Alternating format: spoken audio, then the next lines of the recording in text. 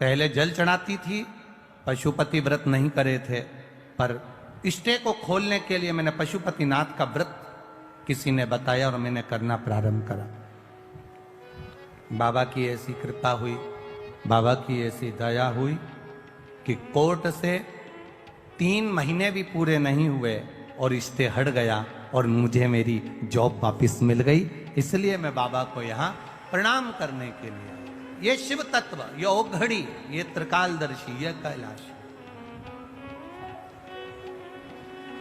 भक्ति इसी को कहते हैं, भरोसा इसी को कहते हैं, दृढ़ता इसी को कहते हैं। सब कुछ छूट जाए, सब कुछ चले भी जाए, तो तुम्हारी दृढ़ता, तुम्हारा भरोसा, तुम्हारा विश्वास जाना नहीं चाहिए।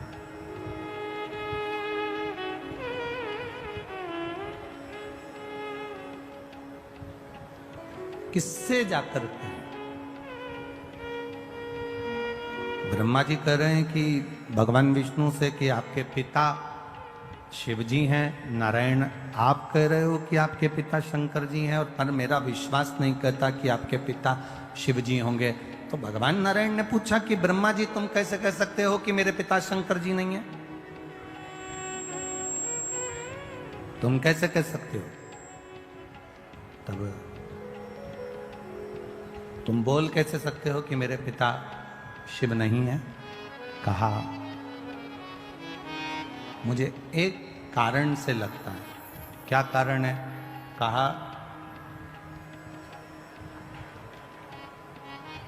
अगर शंकर जी आपके पिताजी होते तो उनके पास में तो ढेरों संपदा होती, क्योंकि आपके चरणों में लक्ष्मी पड़ी हुई है।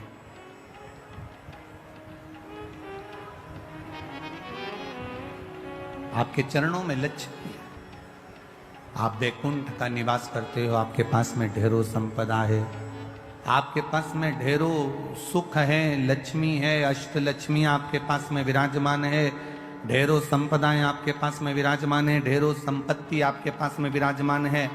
और आपके पिताजी भगवान देवादिदेव महादेव को देखो तो कैलाश पर रह रहे हैं, शमशान में रह रहे हैं। उनके पास में क्या है? गले में सांप पड़ा हुआ है, धतूरा रखा हुआ है, बेलपत्र रखी हुई है, गंगा जी का जल रखा हुआ है, मुंडों की माला, रुद्राक्ष की माला, केवल यही उनके पास में। तो शंकर भगवान को भी तो धनपति दिखना था, करोड़पति दिखना था, संपदावान दिखना था, वैभववान दिखना था। फिर वो कमजोर क्यों दिख रहे हैं? फिर उनके पास में ये कुछ संपदा, ये सत्ता, ये वैभव, ये सारा सुख उनको तो नहीं दिख रहा।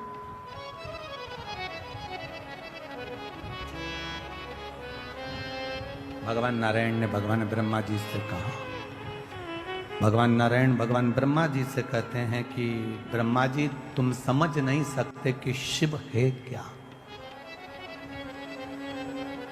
शिव क्या है समझ नहीं सकते। ब्रह्मा जी ने कहा मैं विश्वास नहीं करता। एक पर्वत जिसको घुमाना भगवान विष्णु ने और भगवान ब्रह्मा ने प्रारंभ किया। पर्वत घुमाते घुमाते घुमाते घुमाते अग्नि का खंभ प्रकट हुआ, एक लिंगायत आकृति प्रकट हो गई, शिवलिंग प्रकट हो गया। शिवलिंग प्रकट हुआ तो ब्रह्मा जी ने कहा इनका सिर कहाँ, पांव कहाँ? ब्रह्मा जी शिव जी का सिर देखने के लिए आकाश मार्ग से ऊपर की ओर बढ़े। ब्रह्मा जी जब ऊपर की ओर बढ़े, भगवान नारायण शंकर भगवान का चरण ढूंढने के लिए नीचे की ओर गए। भगवान विष्णु को शंकर भगवान का चरण नहीं मिला।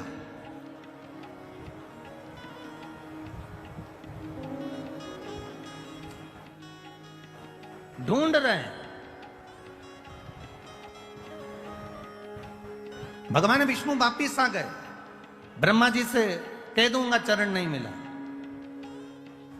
चरण में कितनी विद्वत्ता भरी है मेरे भगवान विष्णु में। वो शंकर जी के चरण को ढूंढने के लिए गए, और ब्रह्मा जी की विद्वत्ता देखिए, वो शीश ढूंढने के लिए गए। सार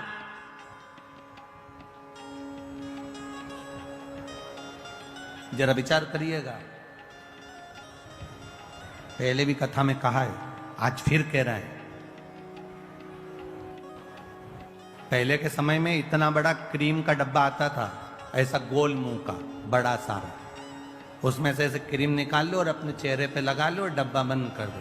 आज के ज़माने में बड़े मुंह के डब्बे बंद हो गए।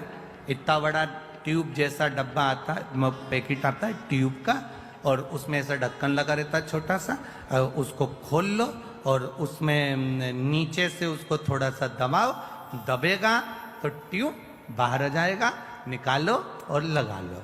पहले इतना बड़ा डब्बा आता था, इसमें ऐसे उंगली डाल के निकालना पड़ता था। अब क्रीम जैसा आता है ऐसा लंबा, उसको बस ढक्कन खोल के नीचे से दबाओ और वो क्रीम निकल के बाहर और अपने चेहरे पे लगा लो। कितनी ज्ञान की बात इस डब्बे में और इस क्रीम में है। डब्बे में और क्रीम में कितनी ज्ञान की बात है। यहां क्रीम को नीचे से दबाओगे तो ऊपर से क्रीम बाहर आ जाता है। उसी तरह माता पिता के चरण जब तुम दबाओगे तो मुख से आशीर्वाद बाहर आ जाता है। ये शिव तत्व का बोल बम का नारा है। जब दबे नीचे से चरण, क्रीम बाहर, थोड़ा सा ट्यूब दबाया, ट्यूब बाहर। उसी तरह माता पिता के चरण, परमात्मा के चरण, गुरुजन के चरण, घर के बुजुर्ग, घर के बड़े, घर के बयों के चरण हम जब पकड़ते हैं तो वो आशीर्वाद हमारे ऊपर दे देते हैं, वो आशीर्वाद हमको प्रदान कर देते हैं, वो आशीर्वाद हमको दे देते हैं, देते हैं। आप एक प्रैक्टिकल करिए। आप किसी को भी, किसी चलते जिसको नी भी पहचानते ना, उसको भी सिर पे पल्लू लेकर आप एक बार प्रणाम तो कर लो। आप अगर एक बार प्रणाम कर लोगे ना, आप जिसको नहीं भी पहचानते और उसको अगर आपने प्रणाम कर लिया ना, नहीं पहचानते और उसके बाद भी अगर आपने प्रणाम कर लिया तो आशीर्वाद तो दे ही देगा। क्या बोलेगा? खुश रहो, दूध नहाओ, तो प्रसन्न रहो, आनंद में रहो, खुश रहो, स्वस्थ रहो, आशीर्वाद तो दे ही दे।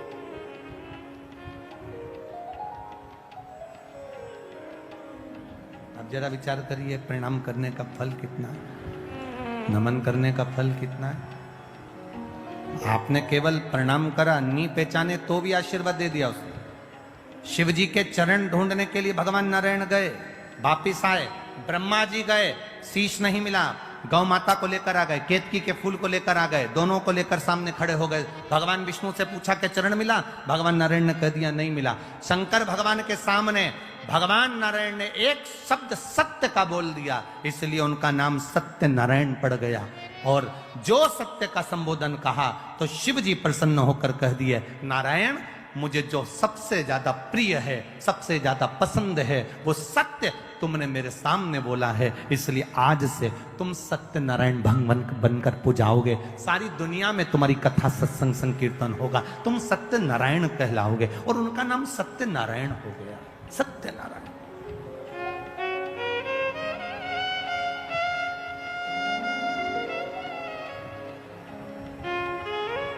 ब्रह्मा जी से पूछा, ब्रह्मा जी से कहा कि ब्रह्मदेव अब आप ये बताइए कि आपको शीश मिला है, आपको क्या भगवान शंकर का सिर मिला?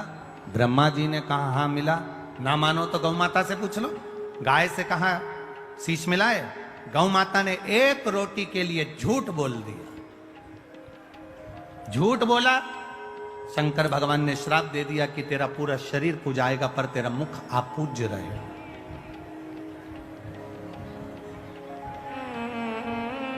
केतकी के पुष्प ने झूठ बोल दिया, शिव जी ने कह दिया सारे पुष्प मुझ पर चढ़ेंगे, मुझ पर कांटे भी चढ़ेंगे, पत्तियां चढ़ जाएगी, जहरीले से जहरीला फूल मुझ पर चढ़ जाएगा, पर सुन केतकी तू कभी मुझ पर नहीं चढ़े।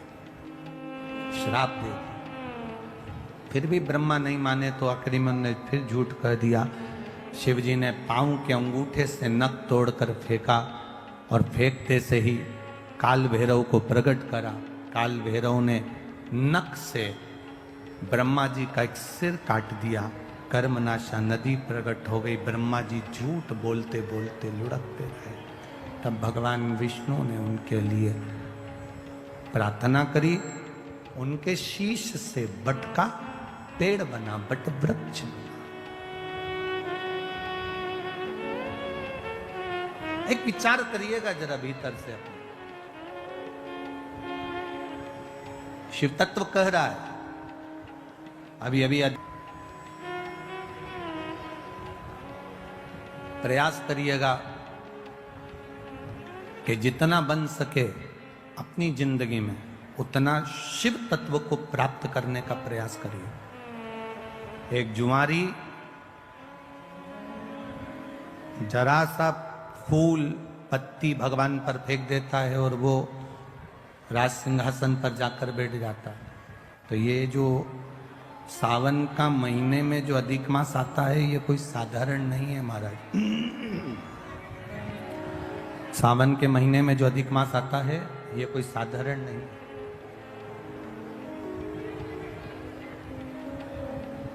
किसको मारने के लिए? आप लोग तो सब मैनपुरी के जितने भी श्रोता भाई बहन यहाँ बैठे हैं, सब समझदार है, सबने कथा जान रखी है कि मल मास कौन है, अधिक मास कौन है। हम ज्यादा इसका प्रसंग आपको नहीं कहेंगे कि किसको मारने के लिए। केवल हिरण्यकशिपु का संहार करने के लिए नरसिंह अवतार भगवान ने लिया था।